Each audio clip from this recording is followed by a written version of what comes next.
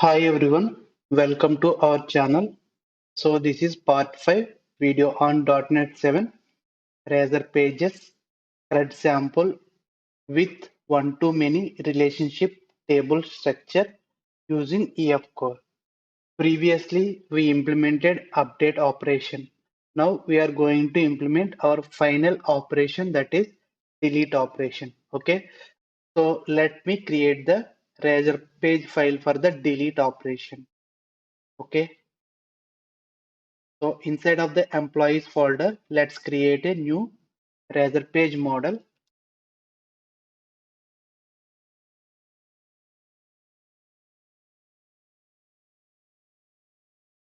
Okay, this is my model. Okay, now first thing is we are going to implement a get on get async method. Inside of it, we will write a logic like fetching all the data. Okay, all the data means the record we want to delete. So that one record from the employee table and collection of addresses from the address table we will fetch and display. Just like a confirmation page where we are going to display the user which item you are going to delete. Okay, so to make it quick, let me copy the sample code from the employee details table. We have already implemented same thing, right? To view entire data of a particular employee, we have created employee details page, right? So we can copy some code from it. Okay, so first thing is let's inject the my context into the constructor. So copy the code. Okay, and import the namespace and change the constructor name. Okay, next thing is we have to create the property to store the data that we want to bind to our UI. So I can copy the property from here like employee data. Okay, now in the get async we have to get both employee and its related employee addresses, right? So that logic we have already implemented in details get async. So just copy the exact thing. Okay, so let's import the namespaces and include. So here what we are doing, we are going to get the query parameter like ID. That ID defines which record we are about to delete. Okay, and next we are fetching the data from the employee including the employee addresses. So here we will get single employee record and collection of employee addresses, related employee addresses. Okay, and then assign the data to employee data. So this property we are going to use in the HTML file. So now let me create the HTML file for employee delete. Okay, create it. And we know first thing we have to define the route. For that I can use page directive and start with slash, and I will define my route like delete. Okay, and next thing we have to define the model, right?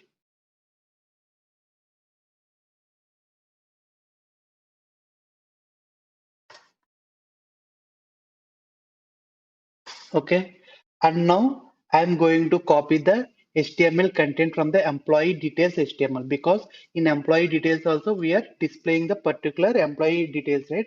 So same HTML I am going to use here. Okay, so let me go to employee details HTML file. Okay, let me copy this HTML. Okay, paste it inside of the employee details page. Okay, now here it will display user information and addresses. Now what we will do means we are going to add a delete button. Okay, on clicking the delete button we are going to delete the item. Okay, so here what I will do, I will create one more hot body where I am going to add the delete button. Okay, so let me add the delete button here. Okay, and the type should be submit. Okay, so let me add bootstrap classes. So here we added submit, but there is no form, right? Submit button only posts for the form submit. So for that, what we will do, we are going to wrap this button around the form tag. Okay, form, and whose method is, sorry, it is form. Okay, and here we have to define the method that is post. Now I can place this button inside of the tag. Okay, so inside of the form. Now whenever button clicks, form gets posted. Okay, now we have to implement the post where we are going to implement our actual logic to delete. Okay, so here what I will do, I will create a post async method. Okay,